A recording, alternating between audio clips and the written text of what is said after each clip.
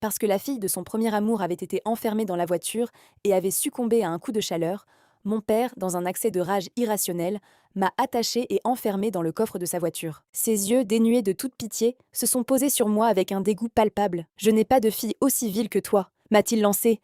Reste ici et paie le prix de ta faute. Je l'ai supplié de me pardonner, ma seule requête étant de pouvoir respirer l'air frais à nouveau. Mais sa réponse était aussi glaciale que l'acier. Personne ne peut la laisser sortir à moins qu'elle ne soit morte. La voiture, garée dans l'obscurité du garage, offrait un silence lourd. Pendant des heures, puis des jours, mes appels désespérés se perdèrent dans l'indifférence totale du monde extérieur, ne pouvant pas percer l'épaisse solitude de cet endroit. Le temps s'est étiré dans une lente torture, et ce n'est qu'au 7e jour que mon père, enfin, s'est souvenu que, malgré tout, j'étais sa fille. Mais il ignorait alors que j'étais déjà morte, engloutie par l'obscurité de ce coffre, mon âme éteinte à jamais. Comment va cette fille rebelle? A-t-elle admis son erreur et demandé pardon? Dans la vaste villa, les mots de mon père ont résonné comme un coup de tonnerre, brutal et sans écho.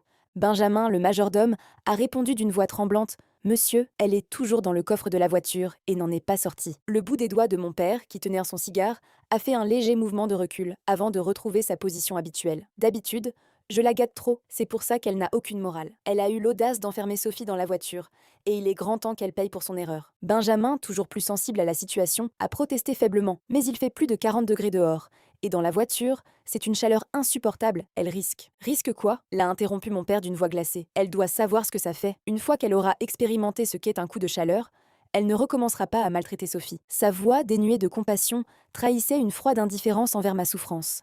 Il avait complètement oublié que j'étais enfermée dans ce coffre depuis déjà 7 jours. Benjamin a tenté encore d'intervenir, mais il était coupé d'un ton sec. Allez, tu crois que ses domestiques ne lui donnent pas à manger et à boire en cachette? Elle est trop protégée pour mourir, sois-en sûr. Sur ces mots, un éclat de rire m'a échappé, un rire sans joie ni souffle, mais personne ne pouvait m'entendre, car j'étais déjà morte. Depuis 4 jours déjà, mon corps ne répondait plus, mais mon âme, errait encore dans cette villa, suivant mon père. Sophie, vêtue d'une chemise de nuit d'un blanc éclatant, est sortie de ma chambre. Elle a dit: Clovis, ne t'énerve pas, laisse sortir Karine, il fait une chaleur accablante dehors, elle doit souffrir. En la voyant, les yeux de mon père se sont adoucis instantanément.